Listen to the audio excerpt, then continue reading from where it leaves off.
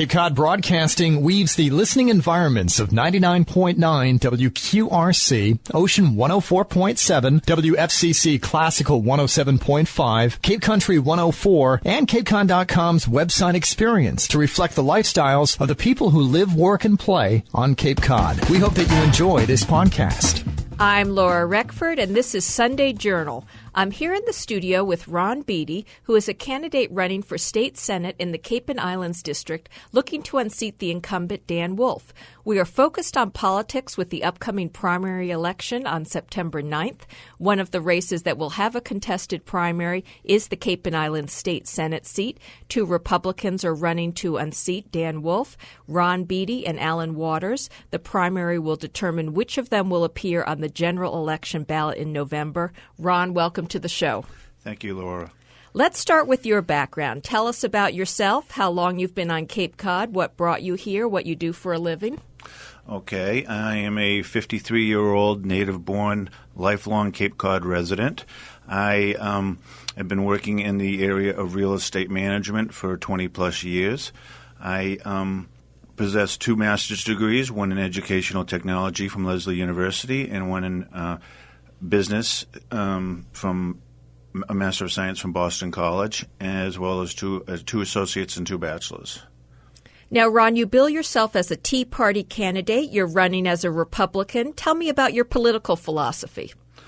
Okay. I emphasize that I'm a Tea Party Republican candidate because I'm definitely the more conservative of the two persons running in this particular primary election.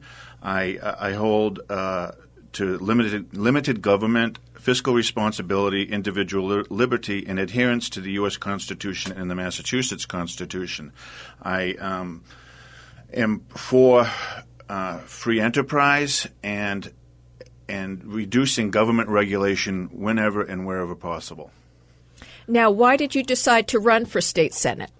Well, originally, it was my understanding that our current state senator, Dan Wolf, who is a Democrat, had no opposition the last time he ran. And at that particular point in time this past spring, it looked like he was not going to have any opposition once again. So at a minimum, I believed he should at least have a contest against somebody to at least give the voters a choice.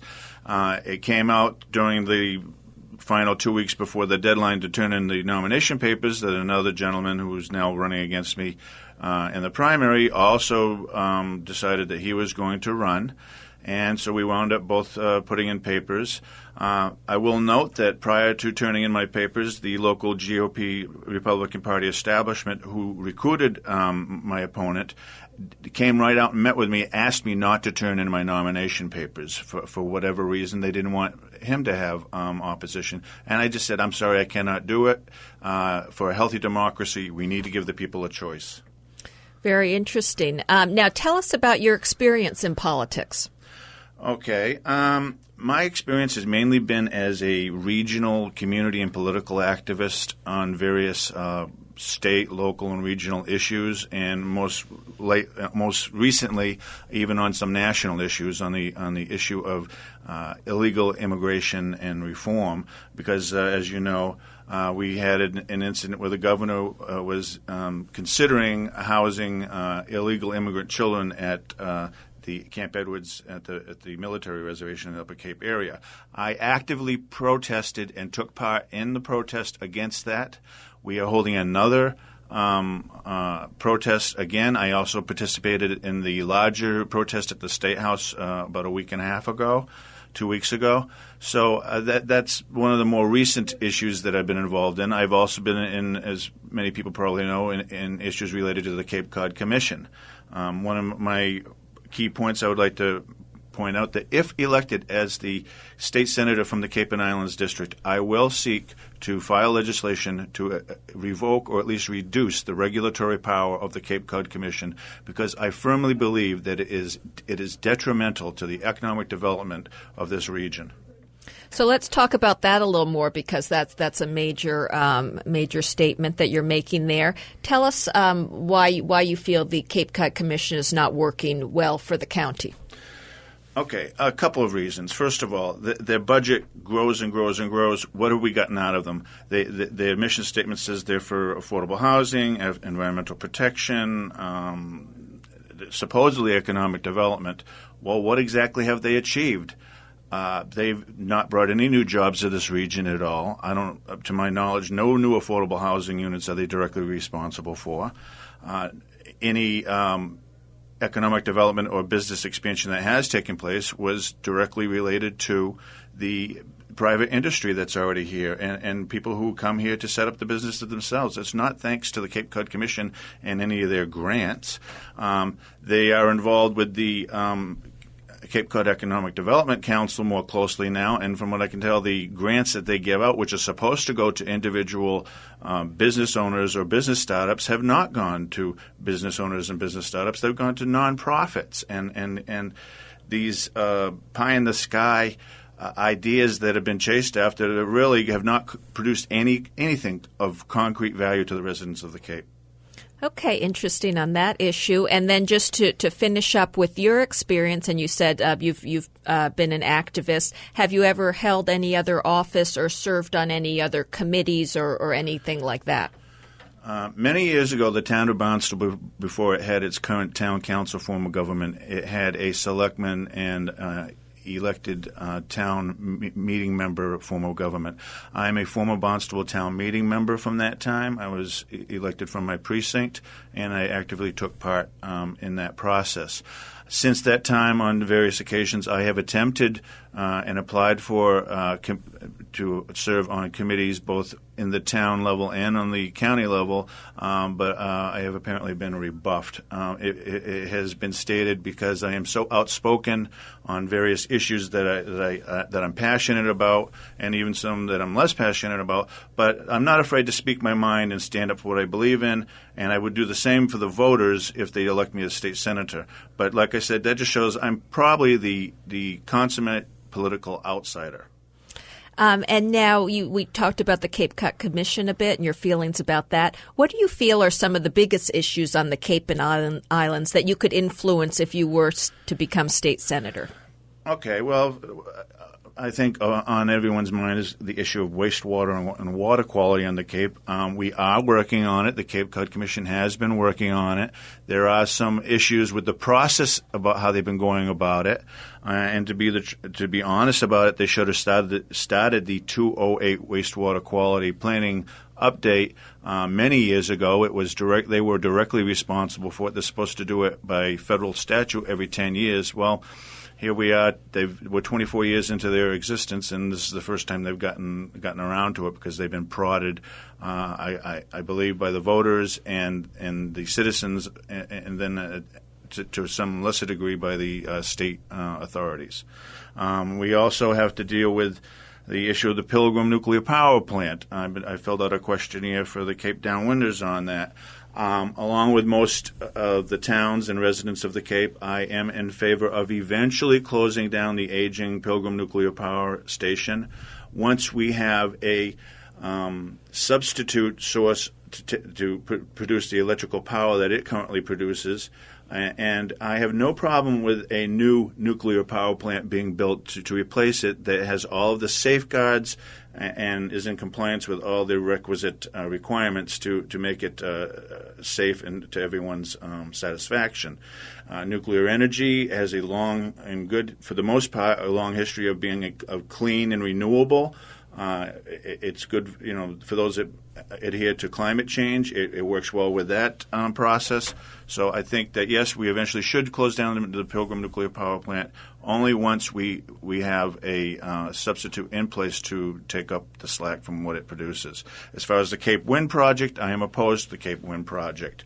I'm in line with the Alliance to Protect Nantucket Sound.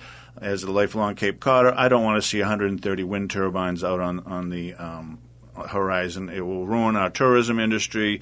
Despite the back and forth, I believe that the pros do not outweigh the cons, and that it would be detrimental. At minimum, it should be relocated to a different location where presently planned. And on the issue of the environment, I believe that we're adequately addressing that matter at this time. Like I mentioned with the water quality issue, the Cape Cod Commission's doing what it's supposed to be doing with a lot of input from local residents and different stakeholders. We also have local, federal, state, and town authorities, conservation commissions, boards of health, the state DEP, the EPA, and in the Lower Cape, at least a third of that is the National Seashore. That's federally regulated.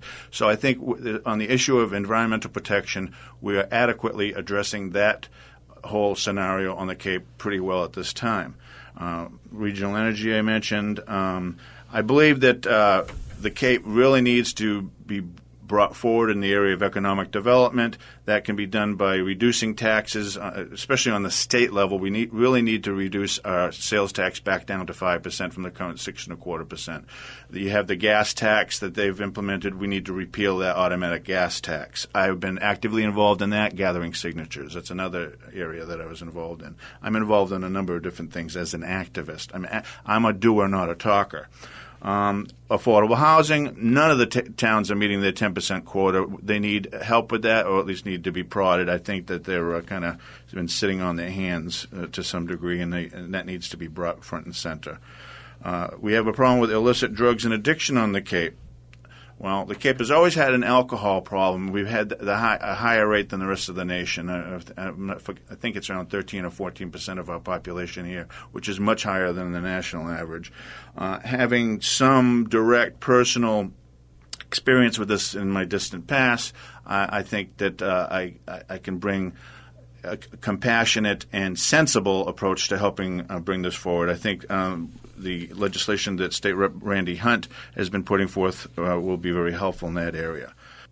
I don't know if you have any other questions. That's a wide range of issues that you've touched on. I'm Laura Reckford, and this is Sunday Journal. We are focused on politics with the upcoming primary election, and I'm talking to Ron Beaty, who is running for state senate in the Cape and Islands district. Now, Ron, we talked about a little bit at the beginning of the show in terms of that you've been a longtime critic of county government, not just the Cape Cod Commission, but other aspects of county government.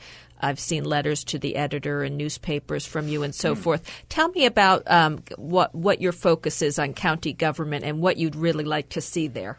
Okay, one of the more recent things about starting the last 2 or 3 years is there was an effort to dramatically change the form and shape of county government. The county commissioners and some of their supporters wanted to do away with the county legislative body, the Assembly of Delegates.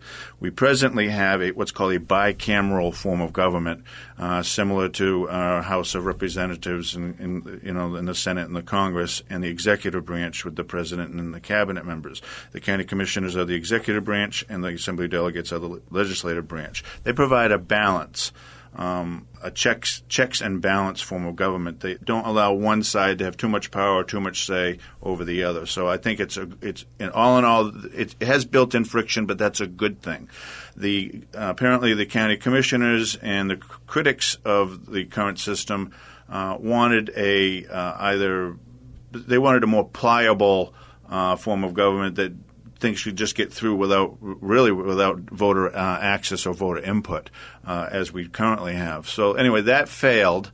There was a special commission on county governance that was appointed by the county commissioners, which really was not done in accordance with the county charter, because charter reviews are the responsibility of the Assembly of Delegates. Subsequent to that, the county had a charter review committee which was appointed by the Assembly of Delegates. They went through their whole process for about close to a year, I think 10 months, 9-10 months, and their recommendations got voted down as well. So we essentially are keeping the same system that we have. There is a current effort to still review the county charter, which has some issues with it, and perhaps some good will come out of that. Now, you mentioned at the beginning earlier in the segment about that the Republican on the Cape had actually asked you not to run. Very interesting. What do you feel as is your relationship with the Republican Party? And do you attend their events and so forth, or do you feel, as you said, you're more of an outsider candidate? Explain that a little more. Well, I conform more to the Tea Party conservative wing of the Republican Party, somewhat in alignment with the Massachusetts Republican Assembly wing of the Republican Party. We are the more conservative traditional advocates of what it traditionally stands for: free enterprise, limited taxation, limited government, adherence to the U.S. Constitution. The GOP Republican establishment here on the Cape and in the state in general, specifically the state committee people here and a few, but not all of the town committee chairs, tried to align themselves. They tried to get closer to probably what would be considered a Democratic Party platform. Charlie Baker, for example, was in agreement with the governor's recent decision to, at that point in time, to house illegal immigrant children on the base. He's in alignment with almost all of their beliefs, as far as I'm concerned, with maybe not with taxation to some degree, but again, not conservative enough to my liking and to the liking of a lot of people who are become disillusioned with the Republican Party in this state as they've been running things for at least the last 10 to 14 years. There has not been a Republican senator from the Cape and Islands for at least 14 years, despite the fact that the Cape and Islands district is one of the most conservative areas of the state. We are instead currently represented by a extremely liberal gentleman who's in line with the Obama administration, for as far as I can tell. All of his votes are anti-taxpayer. He's extremely I wouldn't say he's extremely environmentalist, but being an environmentalist isn't a bad thing, but to the extreme, anything is bad. And he's been on that fringe ever since he's been elected to office. When he had an issue with ethics when he was running for governor, he basically bought his way out of it because he also happens to be a millionaire or owns an airline. So there's some contradiction there, as I can see. In other words, there's one set of rules for Senator Wolf and another set for the rest of us. And unfortunately, we're out of time. Ron, thank you so much for coming in. I'm Laura Reckford, and this is Sunday Journal. This podcast is a presentation of Cape Cod Broadcasting, which is solely responsible for its content. Thank you for listening. For more information, please visit us at capecodbroadcasting.com.